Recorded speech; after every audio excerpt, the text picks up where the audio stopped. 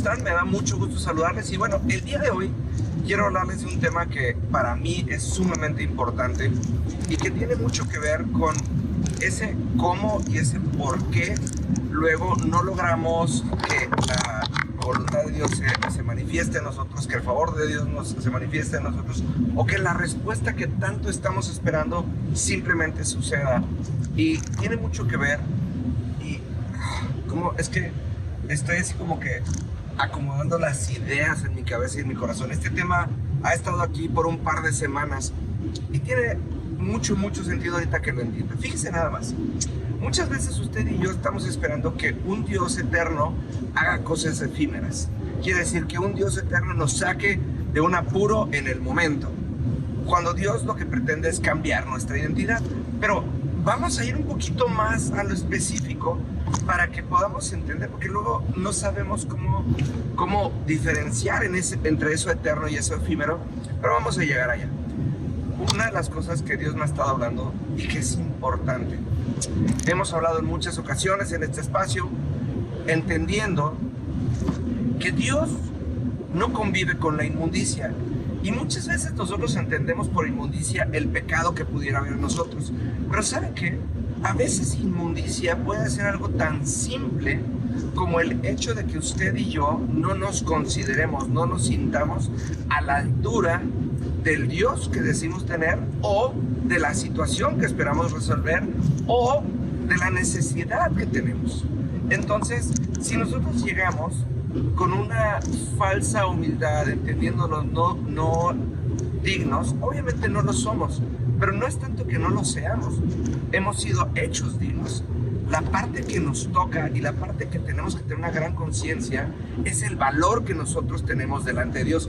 Y esa es la parte que normalmente nos hace falta al momento de tener intimidad con Dios. Piense esto.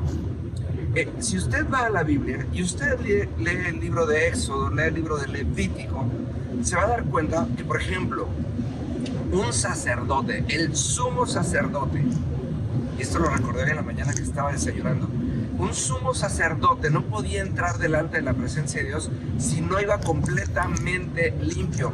Y esto estamos hablando de lo físico y estamos hablando también de lo emocional, de lo espiritual, de lo moral.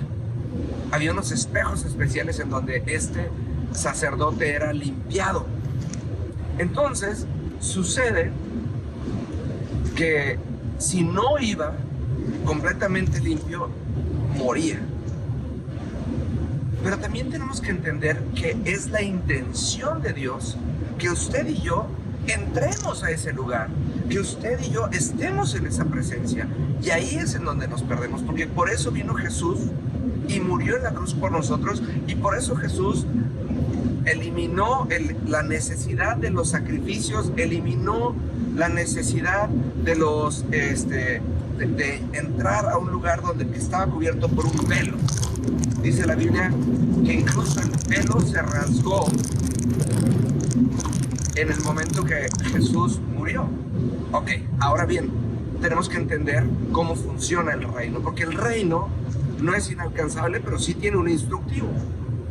Dice nada más, estaba José, y de aquí en adelante en los siguientes videos vamos a ir construyendo sobre esta historia de José, pero esto es sumamente interesante. José era el hijo favorito de Jacob, era el hijo que estudiaba con Jacob, que aprendía con Jacob, y que obviamente por esa condición tenía la constante envidia de sus hermanos.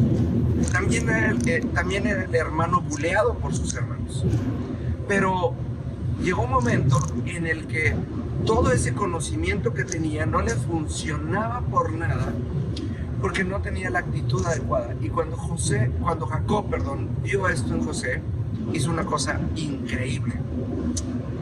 Se tomó el tiempo y le puso una túnica de colores y le dijo, ¿sabes qué?